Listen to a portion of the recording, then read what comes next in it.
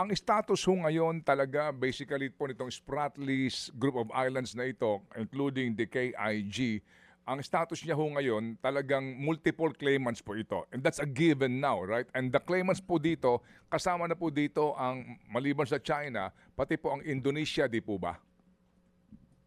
Well, yung Indonesia po, wala po siyang inaangkin doon sa Spratlys.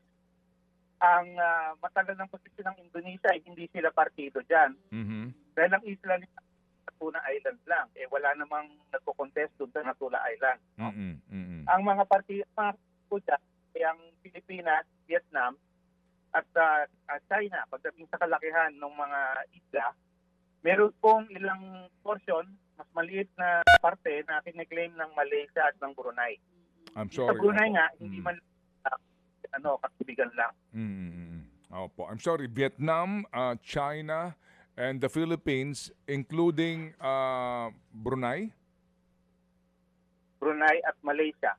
Mga kapatid, brothers and sisters, saan ka pa? Dito na tayo sa totoo.